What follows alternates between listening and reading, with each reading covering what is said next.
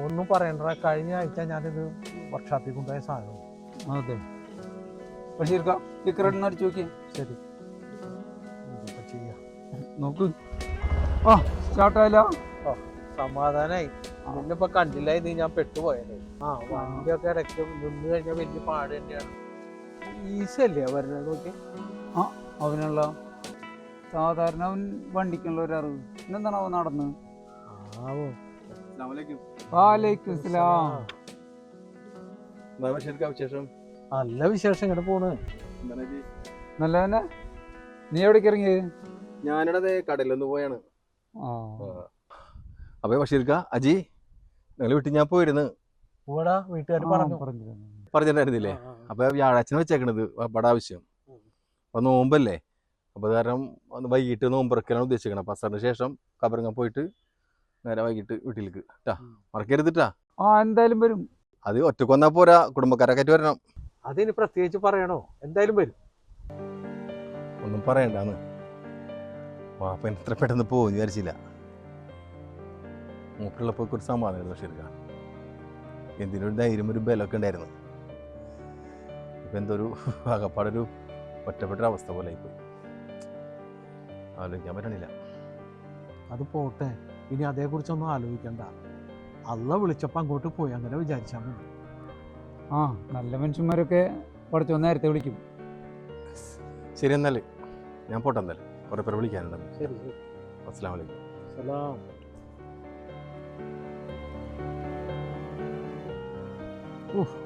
ഭയങ്കരം തന്നെ കേട്ടാ. ചില മനുഷ്യന്മാരെ കാര്യം ജീവിതത്തിൽ ഇങ്ങനെയൊക്കെ അഭിനയിക്കാൻ പറ്റുമോ? എന്താണ് അവൻ്റെ അഭിനയം? ചങ്ക് പറിച്ച് കയ്യിൽ തരുന്ന പോലെ അല്ലേ അവൻ പറഞ്ഞുകൊണ്ടിരിക്കുന്നത്.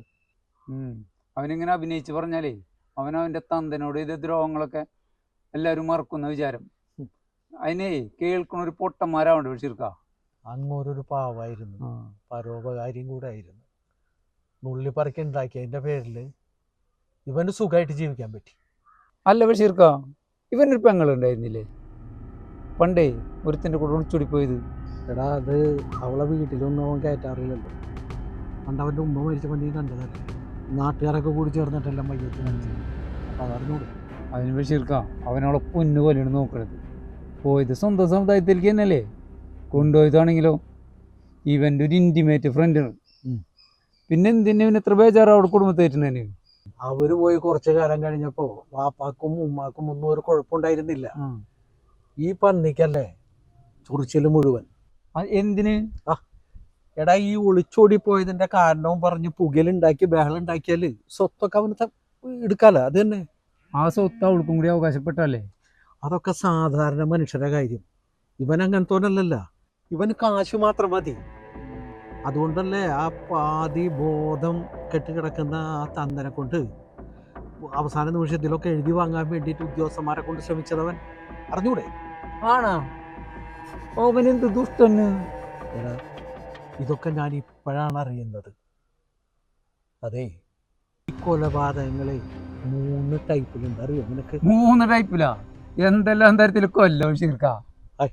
അതല്ല, ഒന്ന് ശാരീരികമായിട്ട് കൊല്ലാം. ശാരീരികം എന്ന് പറഞ്ഞാൽ മനസ്സിലായോ? കത്തി കൊണ്ട് കുത്തിയോ വിഷം കൊടുത്തോ എങ്ങനെയെങ്കിലുമായിട്ട് കൊല്ലാം.